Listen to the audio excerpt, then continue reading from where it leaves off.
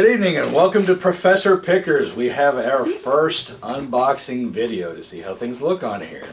So this was taken from leftovers from an estate sale. These are pieces that did not sell. So we're going to go through and see what is worth selling from here on out.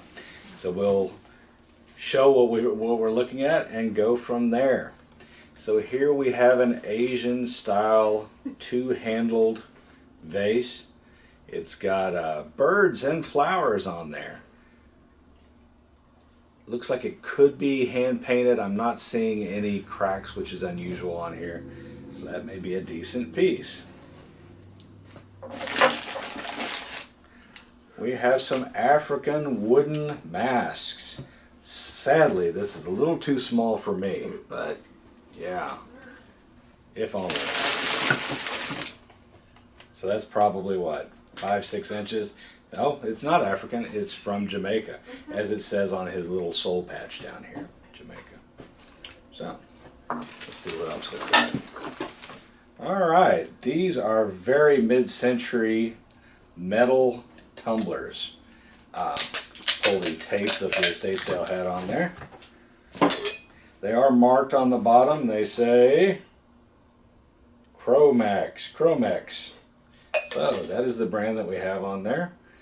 I'm not sure that would show up on video, but that's what it is.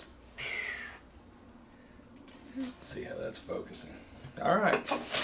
There's a set of 4 of those, all different colors. Hey, here's the top for our Asian two-handled jar. How about that? Now it is complete. Still no chips or anything, so that does look decent. And a little hole to let out the steam, so lovely. We'll let in a bug. Here we have a cheese grater. I don't know if that's going to be worth scads of money, but it's got different attachments. So we've got the attachments in there. I'm assuming this is the original box that it came in. And so you put your cheese in there, hold it down, and twist the crank. Twist the crank here, and as it grates the cheese, it'll mush it down, and then you've got no cheese. So that's one of those. And then here's a piece that I pulled just because of the name, because it was a hand grater. I mean, I can see a cheese grater, but who would want to grate their hand? Not me. So there are even pictures on the side of how you might want to grate things with it. Here we have a cobalt blue Asian style bud vase. It says Control, made in Japan. With lovely adornments. Look at that. For the loved one in your life, find a bud, put it in a vase, hand it to them.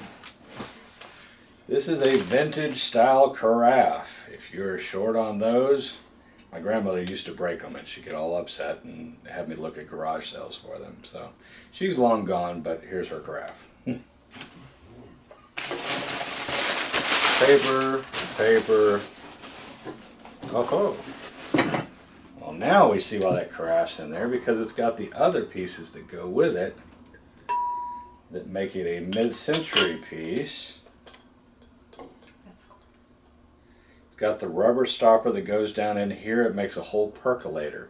So you've got everything in there. I know from experience there's also a top that goes on here. I'm not seeing this here. Maybe we'll find it elsewhere in the box, but I don't remember seeing it before. Alright. Here is a camera lens that's actually a cup. So for the photographer in your life, especially somebody who likes Canon lenses, you can get them this cup, and then they can put it right next to their camera and grab the wrong thing every time they want to take a sip.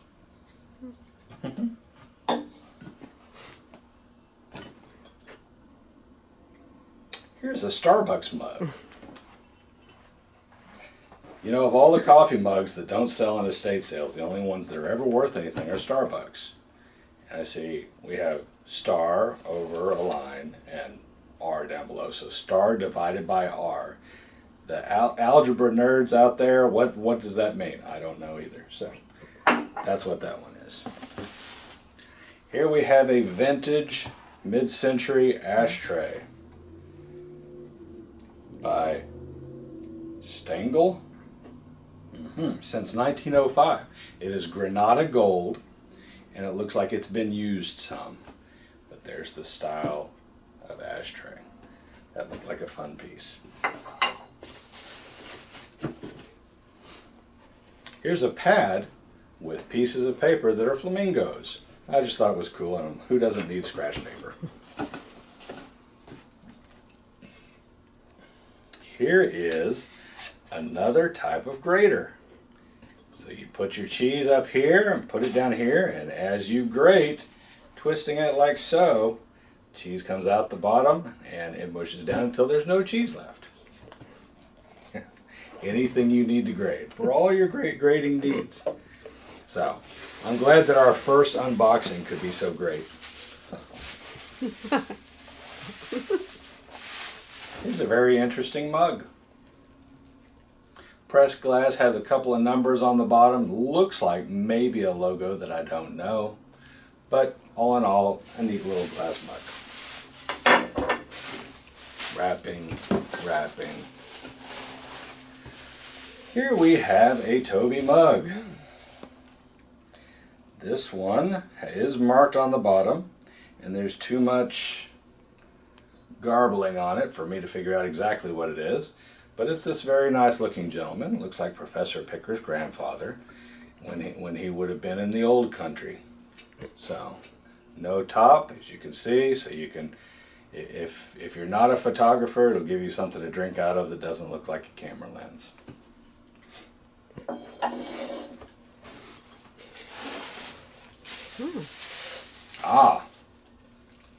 And here is another Toby style mug.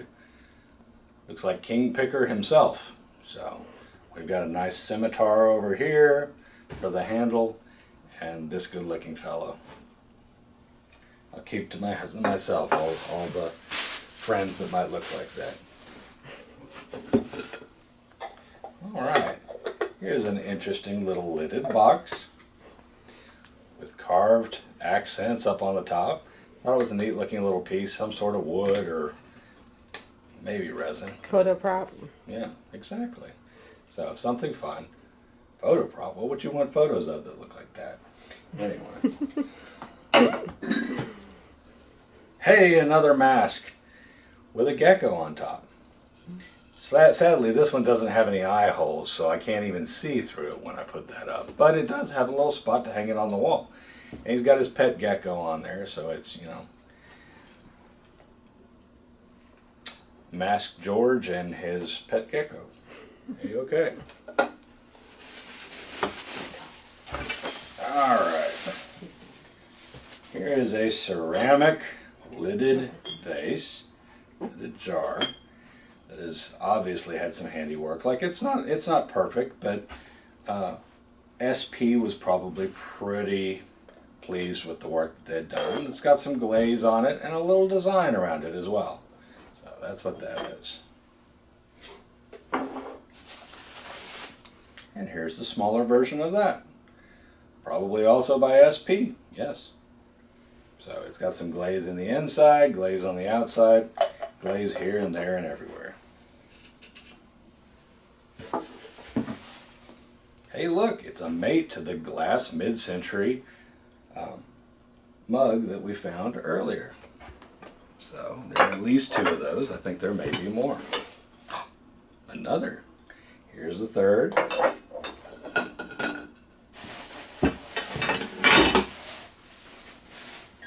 Oops, different one. This one is a ceramic mug that says, "Handle with care, fragile, Japan Airlines, member of International Air Transport Association." If you look on the bottom, it has a hand and says man-made mugs. Man having two N's. That's fragile. Yes, could be fragile. One of those Italian things.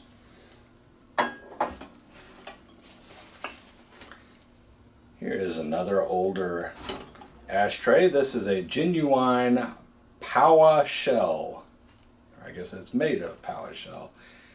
Made by Ariki, New Zealand. So yeah, very nice. That feels like acrylic there.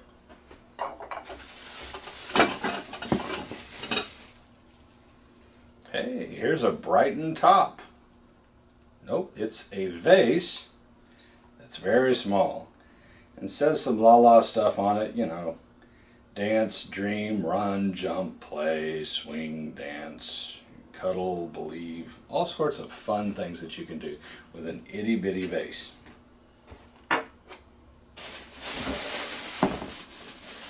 More wrapping.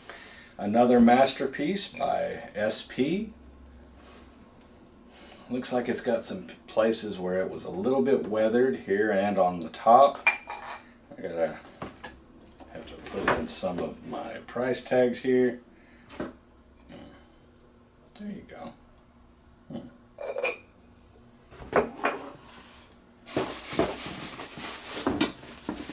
And there's the 4th mid-century glass mug. Looks somewhat like a beaker. But wait, there's more. 2 pieces in here. We have a brass trivet, Asian style with filigree, and I don't know which way is up on there, but that's what that is. Needs some cleaning, but still a neat little trivet. You know the trouble with trivets? So once you have a few, you have a lot more. Speaking of multiplying, here's an Arthur Court piece of bunny rabbits. Also good at multiplying. There's another price tag that we can yank right off of there. And when you flip it over, there is the detail. This side shows that it's Arthur Court. This side has the detail. So a lovely little piece that, I don't know, you can put an orange in or something. But Big Mama Rabbit and Little Bitty Rabbits. And that, my friends, is an unboxing.